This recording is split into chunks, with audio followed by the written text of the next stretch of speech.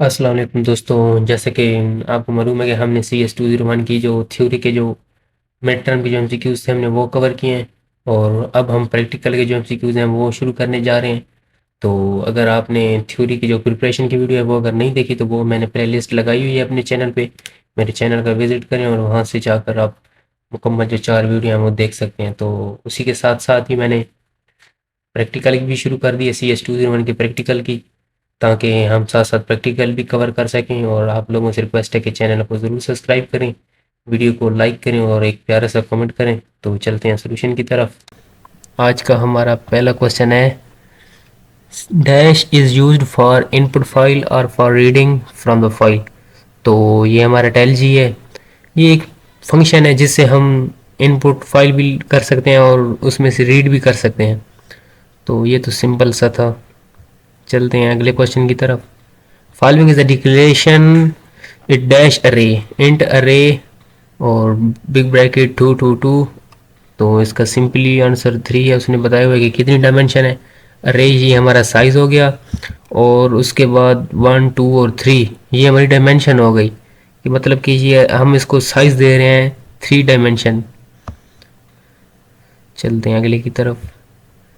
अब इसका हमने मतलब बनाना है कि ये जो वाला नोड है ना, ये वाला, इसका असल में मकसद होता है नॉट प्रोग्रामिंग में। सी प्लस प्लस प्रोग्रामिंग में ये जो फर्स्ट पे दिया हुआ है ना कोटेशन, इसका मतलब होता है नॉट। मतलब कि ये इसके आगे जो चीज़ है वो ये नहीं है। तो आगे क्या लिखा हुआ है, एक्स इज स्मॉलर देन 3। तो इसका जवाब होगा एक्स इज ग्रेटर देन 3। ये इसका आंसर होगा, ना कि एक्स इज लेस देन 3।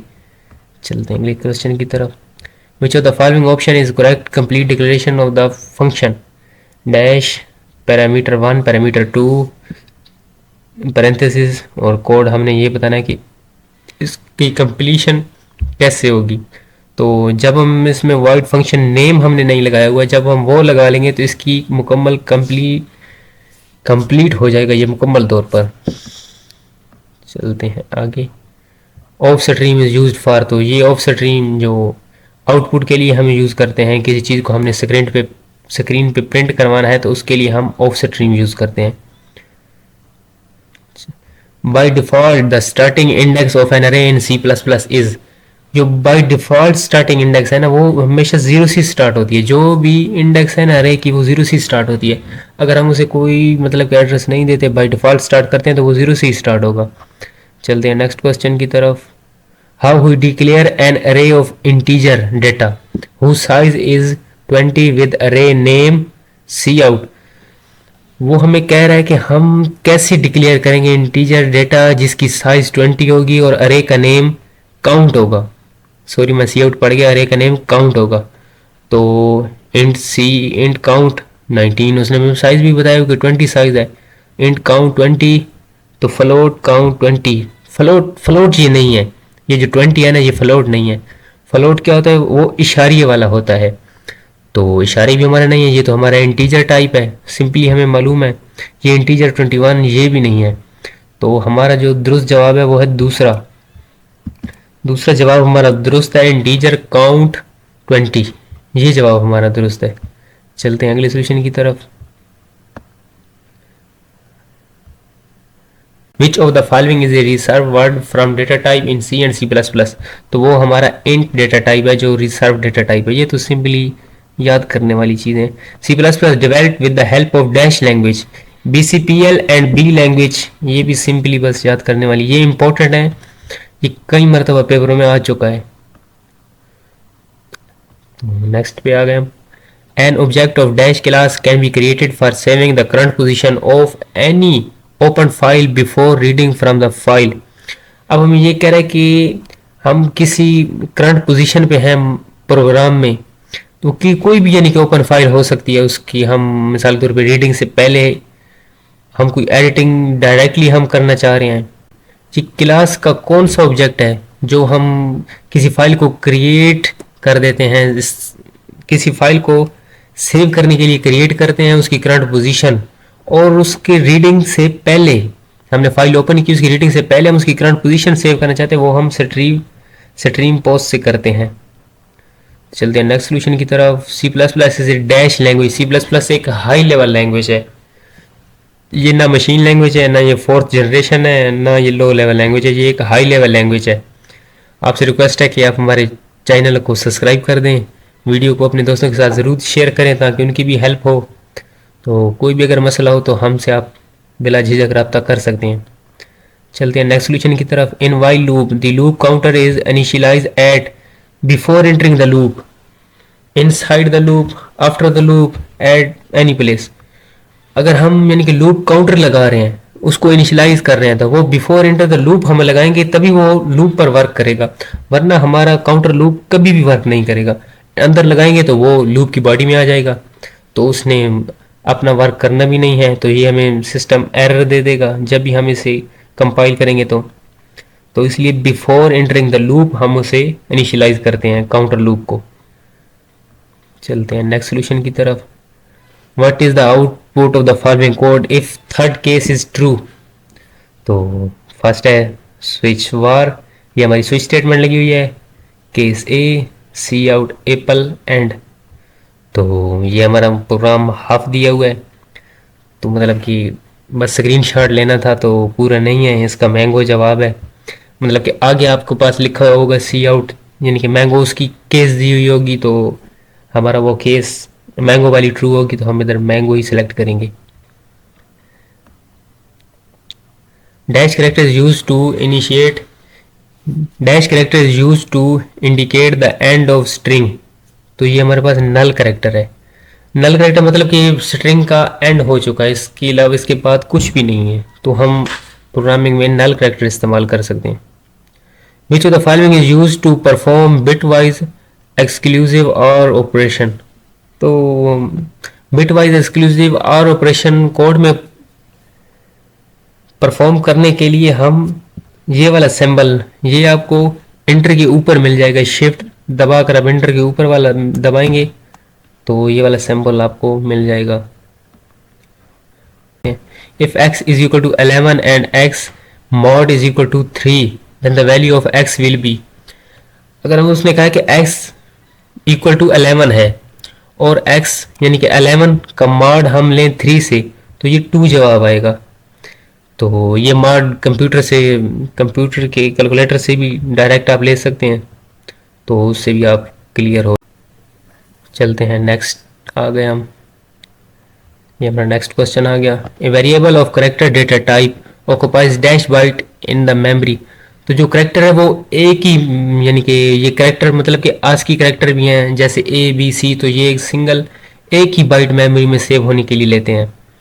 तो ये एक ही बाइट करेक्टर जब भी आ जाए आपने एक ही बाइट उसका आंसर देना है, और बाकी इंट का 4 है, उसके बाद डबल का भी 4 है, और लॉन्ग डबल का 8 है, वो फिर आप खुद चेक कर लीजिएगा। Null character is represent by dash in C plus plus, तो ये \0 से हम नल करेक्टर रिप्रेजेंट करते हैं सी प्लस प्लस में, और ये फ्रंट स्लैश 0 से भी नहीं रिप्रेजेंट करते, और \n से भी नहीं रिप्रेजेंट करते। \n न्यू लाइन के लिए होता है, और \t होता है उस वर्ड में हम टैब अगर देना चाहें अपने आउटपुट में, तो ये तब लगाते हैं। In computer system there are mainly dash type of software, computer system में 2 टाइप ऑफ सॉफ्टवेयर होते हैं, मतलब कि कुछ टाइप ऑफ सॉफ्टवेयर होते हैं जो प्री इंस्टॉल होते हैं, कुछ हम खुद इंस्टॉल कर सकते हैं। और चलते हैं अपने नेक्स्ट सोल्यूशन की तरफ।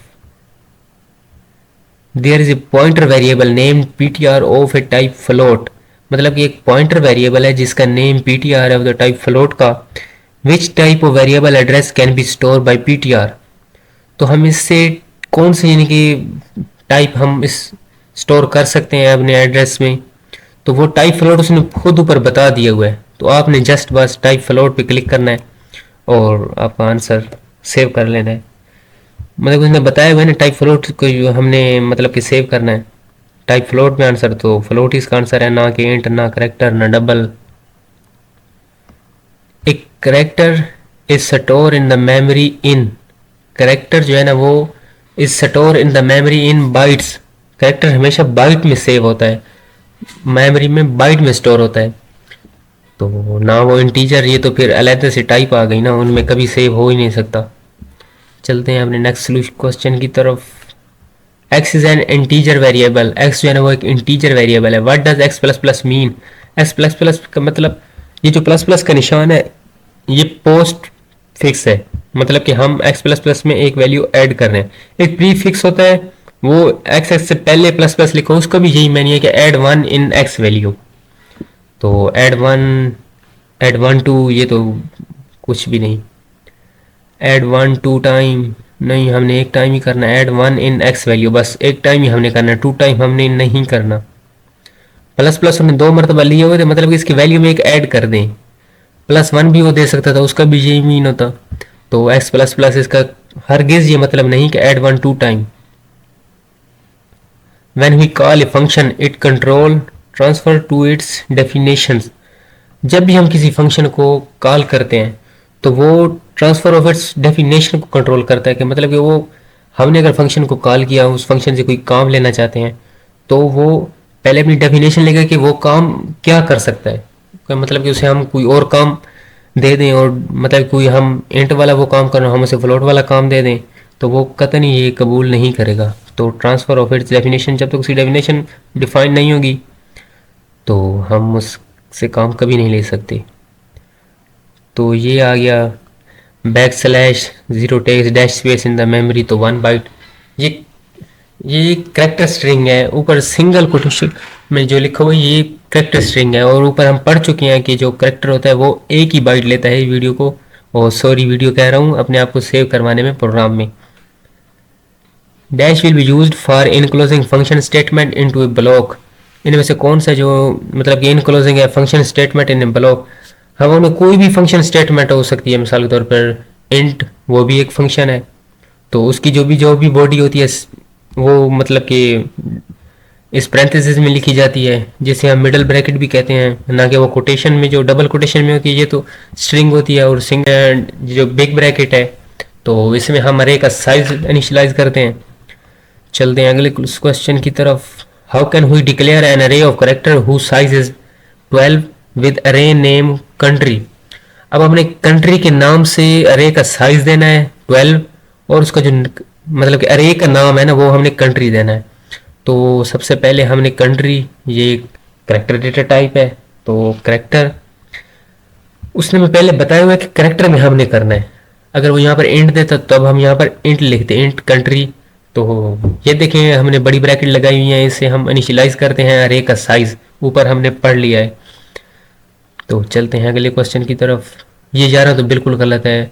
उसके बाद ये कंट्री बाद में हम इस तरह, तो वो डिफाइन ही नहीं होगी अरे, बिल्कुल ज़ीरो मनफी, ये तो कुछ समझ में भी नहीं है। उसके बाद next question, following is the declaration of 2D अरे। मतलब इनमें से कौन सा जो है ना वो 2D अरे डिक्लेरेशन है, वो 2 डायमेंशन हम जो पढ़ के आ चुके हैं। How many column are declare for this int array? तो ये तो हम पहले भी पढ़ चुके हैं कि पहले जो होते हैं वो रो होती है, और बाद में जो होती है वो कॉलम होते हैं। तो इसमें 2 कॉलम है, 3 तो हम इसमें अरे हैं, उसने हमसे कॉलम में पूछा है, और 32 भी नहीं है, ये तो बिल्कुल ही आगे चला गया है। और नेक्स्ट क्वेश्चन पे हम आ गए। If we assign 2.06721 to an integer variable x, what will be the output if we print x using C out statement? तो वो हमसे ये कह रहा है कि अगर हम 2.06721 ये एक हम इंटीजर वेरिएबल x में अगर प्रिंट करना चाहें और हम उसे सी आउट करें, सी आउट एक्स एक्स हमें प्रिंट कर दे, तो जो इशारिया का बाद होता है ना, तो ये इंटीजर में ये कंपाइलर खुद ब खुद निगलेक्ट कर देता है, मतलब कि इसे छोड़ देता है। तो इंटीजर में हमेशा पॉजिटिव आते हैं, मतलब कि नेगेटिव भी आते हैं, लेकिन इशारिया वाले जो होते हैं ये सिर्फ फ्लोट में आते हैं। तो इंटीजर वेरिएबल x, तो ये हमारे पास 2 जवाब आएगा, बाकी ये इशारे के बाद और इशारिया मुकम्मल निगलेक्ट कर देगा। 2.1 ये भी फ्लोटिंग है, 2.01 ये भी फ्लोट पॉइंट है, उसके बाद 2.07 ये भी फ्लोट में है, तो इसको तो आसान ही है यार, है आसान। बस ये है कि आपने बेसिक जो नॉलेज है ना उसको समझना है कि वो लॉजिकली वो कह क्या रहा है, तो और इतना कोई मसला वगैरह नहीं है। तो आपसे रिक्वेस्ट है कि हमारे चैनल को ज़रूर सब्सक्राइब कर देना, और बेल आइकन को दबा देना ताकि जो मैं नेक्स्ट पार्ट अपलोड करूं तो वो सबसे पहले आपकी तरफ आए। तो चलते हैं अपने क्वेश्चन पर। We can access a global variable. तो हम एक ग्लोबल वेरिएबल कैसे असेस कर सकते हैं? From anywhere in the program, कहीं से भी हम ग्लोबल वेरिएबल को एक्सेस कर सकते हैं, इसका कोई हम पे सख्ती नहीं है। We use dash to include all those function in our program which are located in different files। हम मतलब कि क्या चीज़ इंक्लूड कर सकते हैं, जो भी हमारे फंक्शन में लोकेटेड, हमारे मतलब कि जो फंक्शन है हमारे प्रोग्राम में, वो मतलब कि कोई किस जगह है, कोई किस जगह है, हमें नहीं पता वो किस जगह है, तो हम एक एक को पकड़ कर उससे काम नहीं ले सकते। तो हम एक काम देकर उससे लिंक करके उन फंक्शन के साथ हम उसे डायरेक्टली लिंक कर देते हैं सब काम को, ताकि वो जो फंक्शन हमने लिंक किया ग्रुप में हालांकि कहीं भी पड़ा होता है तो हम उसे लिंकर के ज़रिए काम ले सकते हैं। A character is store in the memory in bytes. ये तो हम पढ़ चुके हैं, कैरेक्टर जो भी है वो एक बाइट में स्टोर होता है और उसका साइज भी 1 होता है। और इंटीजर, ये तो इंट हो गया, स्ट्रिंग हो गया, उसके बाद स्ट्रिंग। स्ट्रिंग जो है ना ये मतलब कि 4 बाइट में होता है। उसके बाद नन ऑफ द गिवन, तो ये जवाब है नहीं। चलते हैं आगे। Which is not true regarding to structure. इस स्ट्रक्चर के मुताबिक इनमें से कौन सा जो है ना वो गलत है? तो we can declare array of structure, we can take the size of structure, we can not declare pointers to structure, both B and C. तो इसका सही जवाब है we can declare array of structure, मतलब कि ये काम हम नहीं कर सकते। We can not declare arrays of structure. Structure की जो अरेज हैं उन्हें हम कभी डिक्लेयर नहीं कर सकते, तो उनका हम साइज तो हम ले सकते हैं स्ट्रक्चर का। उसके बाद we can not declare pointer, बिल्कुल हम पॉइंटर तो डिक्लेयर करते नहीं हैं स्ट्रक्चर में। चलते हैं नेक्स्ट क्वेश्चन की तरफ। Following is the declaration of A 2D अरे, हाउ मैनी कॉलम आर। ये तो फिर वही रिपीट हो गया, इसका 2 आंसर है। ये जो पहले वाला 3 है ये रो है और 2 कॉलम है, तो उसने हमसे कॉलम के बारे में पूछा तो 2 कॉलम आ गया। ये थी हमारी आज की वीडियो, तो इंशाल्लाह नेक्स्ट पार्ट भी मैं जल्दी ही अपलोड करूँगा। आप लोगों से रिक्वेस्ट है कि हमारे चैनल को ज़रूर सब्सक्राइब करें, वीडियो को लाइक करें और एक प्यारा सा कमेंट कर दें ताकि हमारी भी हौसला अफजाई हो सके। तब तक के लिए अल्लाह हाफ़िज़।